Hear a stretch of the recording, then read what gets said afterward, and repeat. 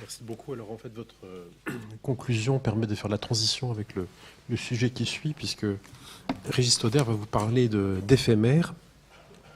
Il est conservateur à la Bibliothèque nationale de France et il a été responsable de la collection des recueils au département philosophie, histoire et sciences de l'homme.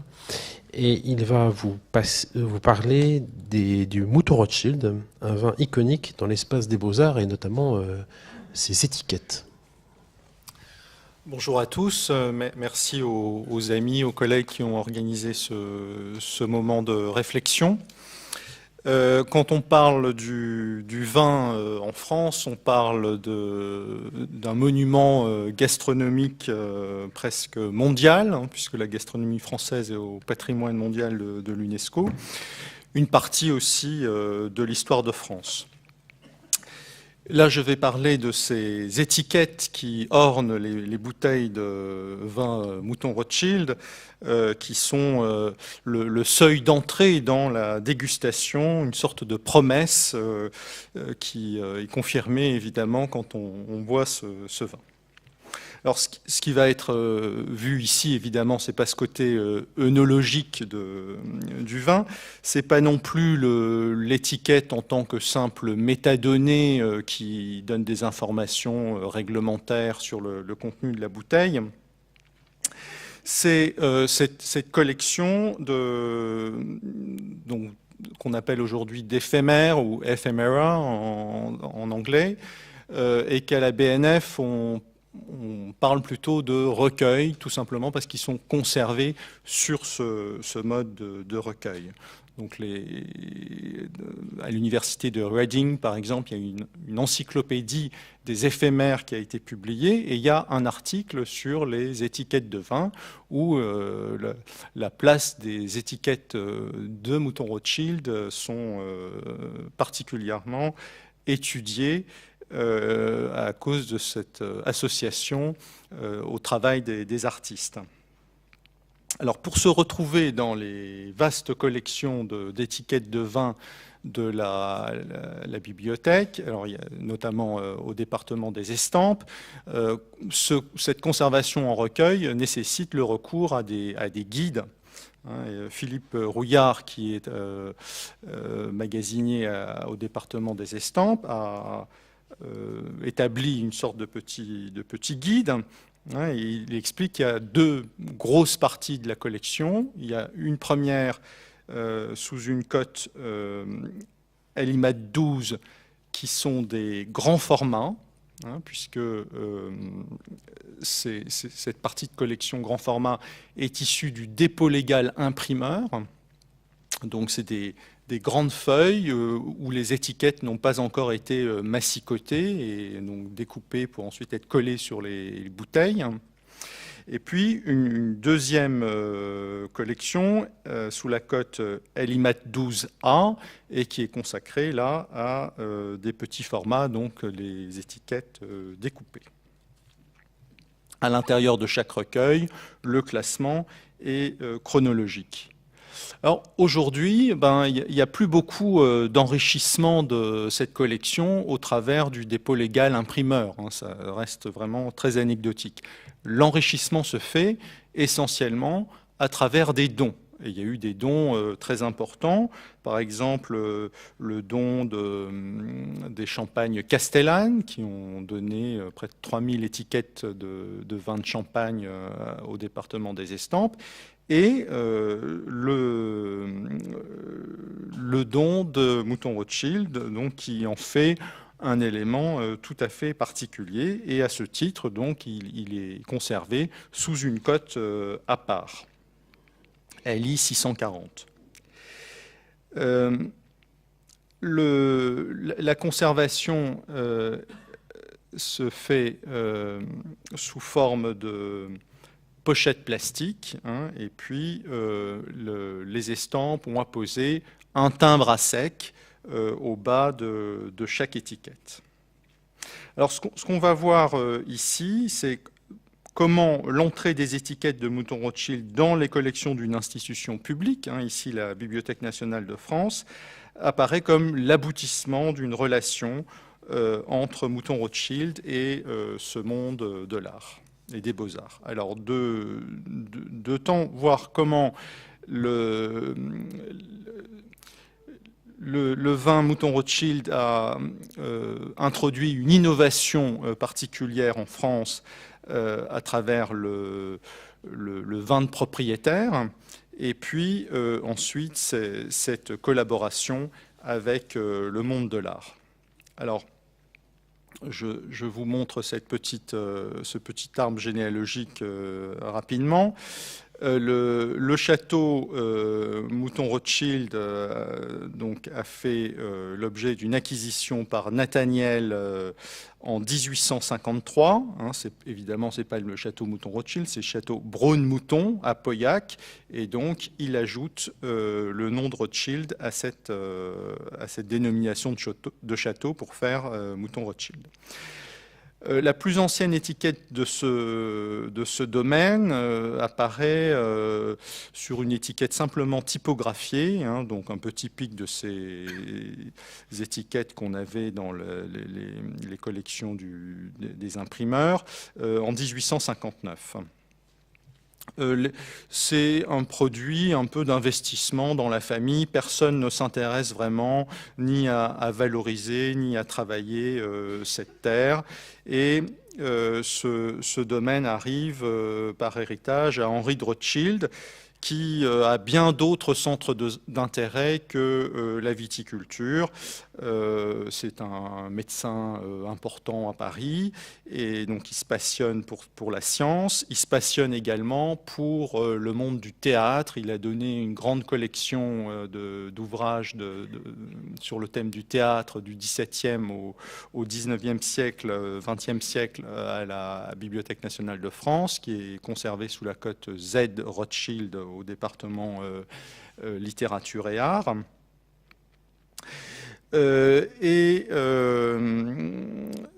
C'est sous l'insistance de son fils, Philippe de Rothschild, qui cherche à se trouver une vocation, après avoir fait un rapide voyage dans le Bordelais, il revient en voulant absolument exploiter ce vignoble. Et donc, son père lui accorde la gestion de ce domaine à partir de 1922, et ça va être le début d'une aventure tout à fait passionnante.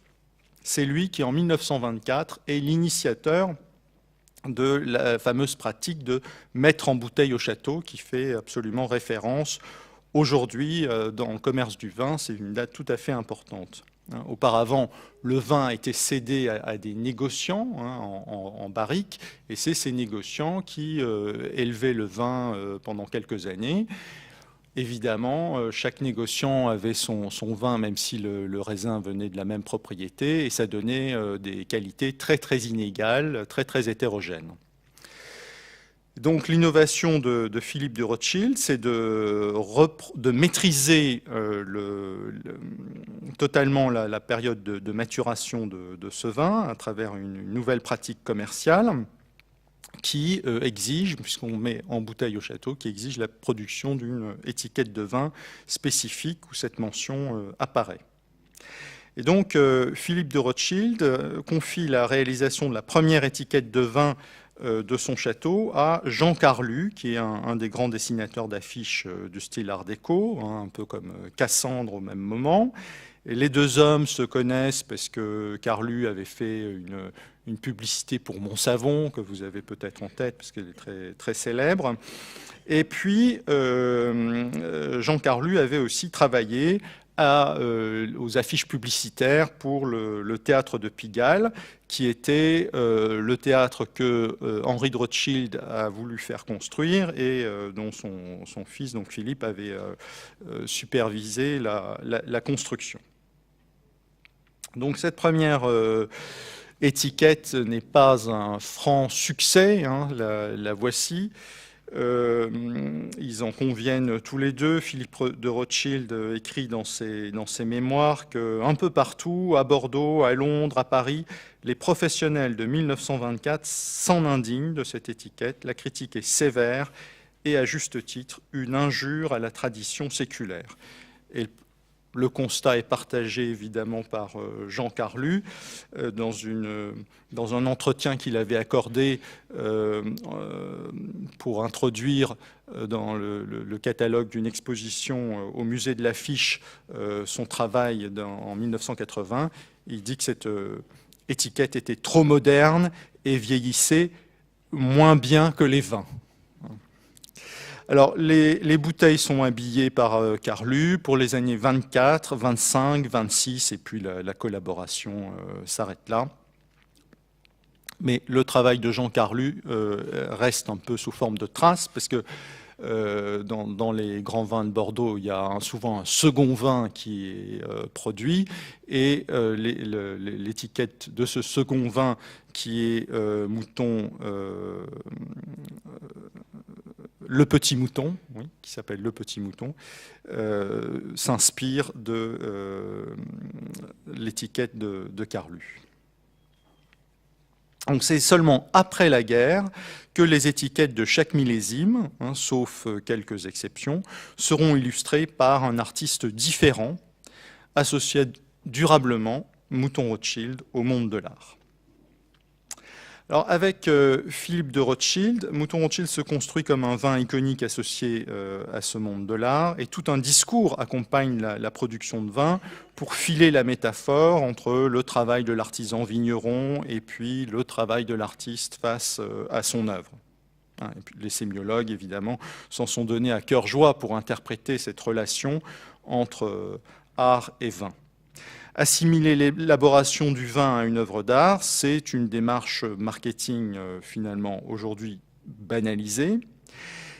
Mais l'idée de confier l'illustration de l'étiquette de vin à un artiste confère à Mouton Rothschild le pouvoir de faire irruption dans l'espace des beaux-arts de manière beaucoup plus légitime que tous les autres vins. L'illustration traditionnelle des étiquettes de vin de Bordeaux, avec ses châteaux, ses grilles, ses vignes, ses grappes de raisin, représentées sous forme de gravures, disparaissent au profit d'une œuvre d'art qui est magnifiée. Alors, c'est pas tout à fait vrai, enfin du moins c'est à nuancer, parce que les attributs évidemment de la vigne, les grappes, les verres de vin, tout ça inspire les artistes dans leur dessin des étiquettes. Alors, dans les premiers temps, les étiquettes sont confiées à des amis artistes, et des amis artistes qui gravitent dans le monde du théâtre ou de la décoration de théâtre. La première étiquette, c'est pour le vin de la Victoire 1945. Alors, il faut dire qu'il y a toujours un petit décalage, évidemment, entre la date du vin et puis la réalisation de l'étiquette, parce que le vin est mis en bouteille après maturation en barrique pendant 3 ans. Donc, l'étiquette de 45, elle est réalisée vers 48, disons. Cette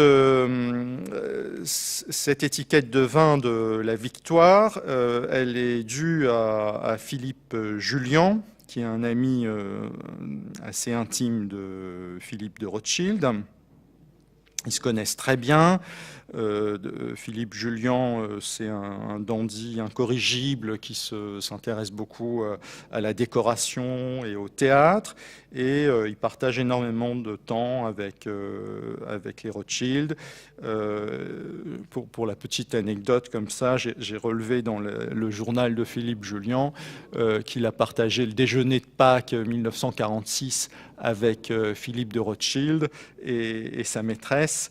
Et il lui dit au cours de ce déjeuner, vraiment, le péché de mondanité est celui qui me cause le plus de tort. Alors je trouve ça très amusant pour cette collaboration avec Mouton Rothschild. Alors, tout simplement, on voit que c'est le V churchillien qui illustre l'étiquette.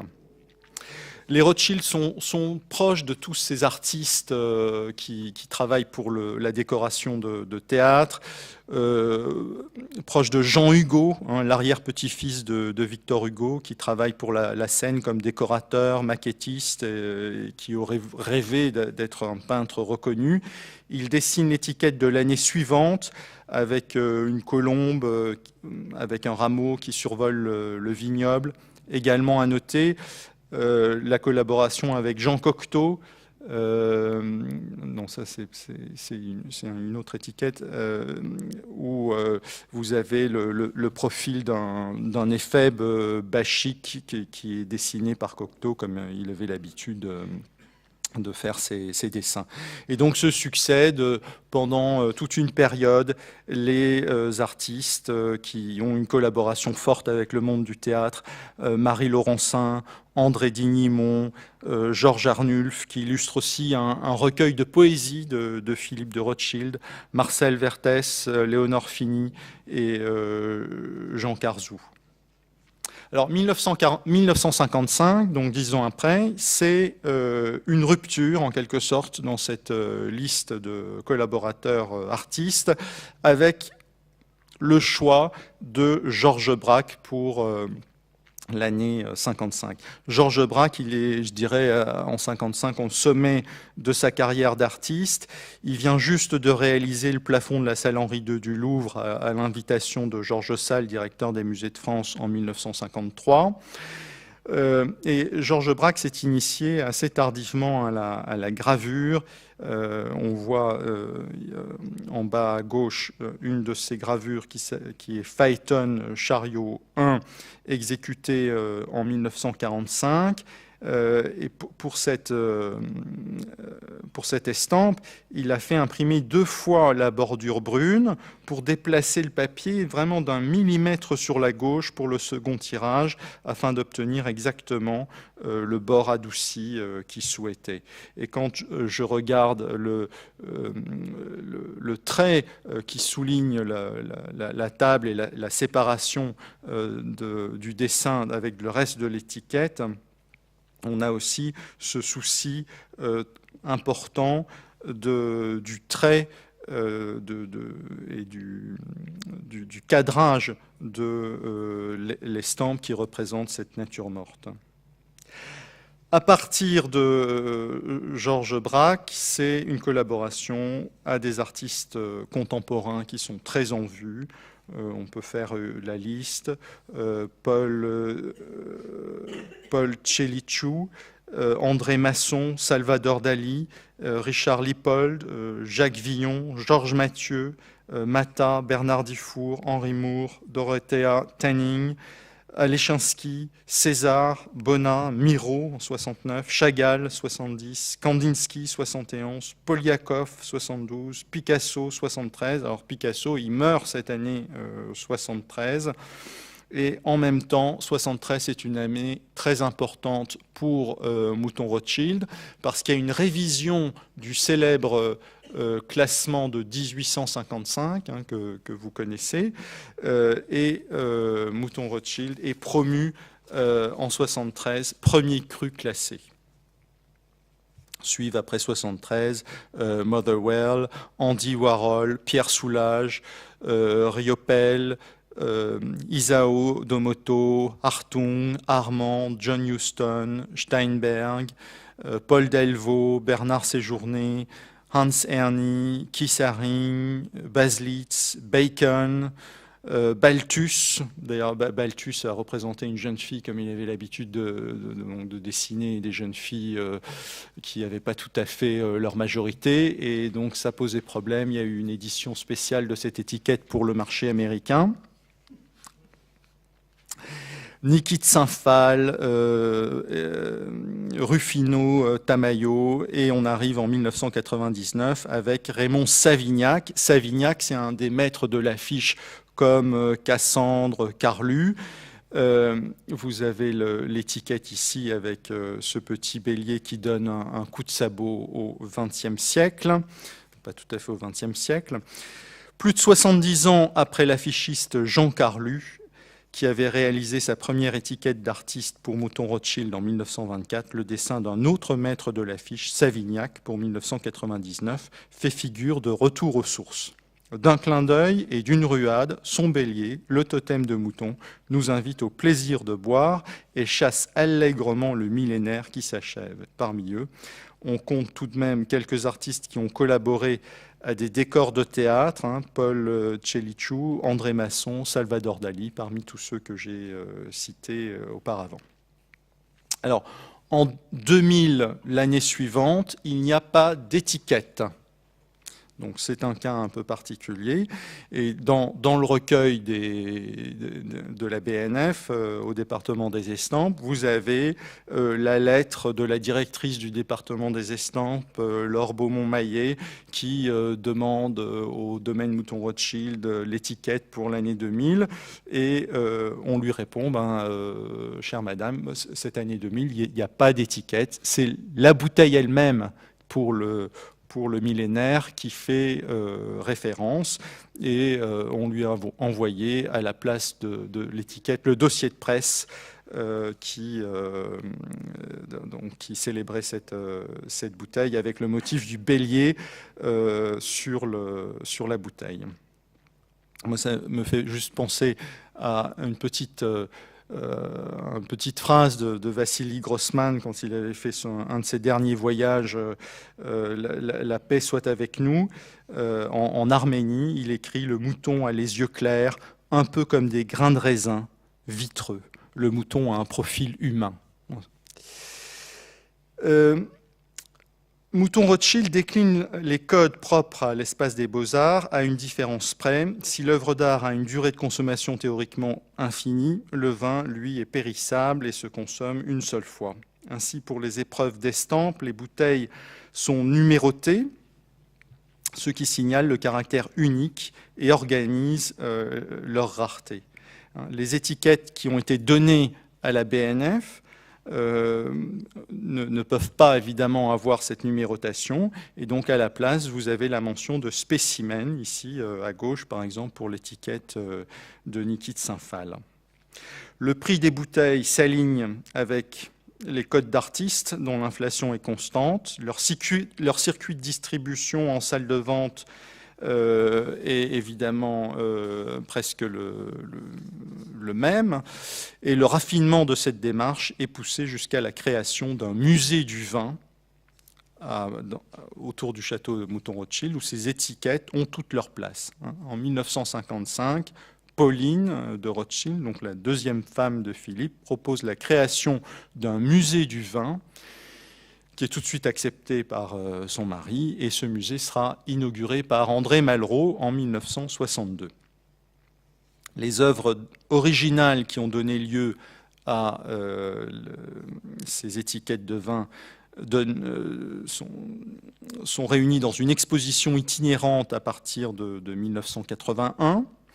Et plus d'une trentaine de musées à travers le monde ont accueilli cette exposition, comme Waddesdon Manor au Royaume-Uni, mais ça c'est une résidence des Rothschild, de Ferdinand Rothschild, mais aussi des musées, le musée d'art contemporain de Montréal, le Seibu Museum à Tokyo, le V&A à Londres, le musée d'art contemporain de Vancouver, le Martin Gropius Bau à Berlin, le musée de San Diego, etc. Et donc la BNF est une de ces institutions, mais une institution publique qui accueille ces étiquettes de vin et qui leur donne sa dimension patrimoniale.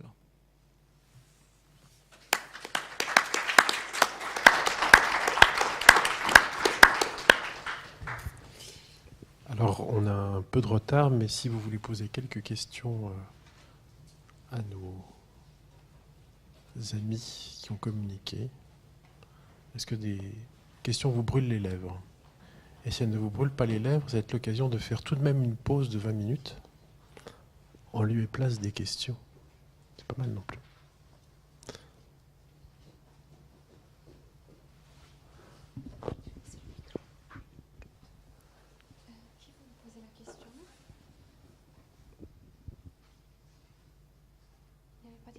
Pas de questions?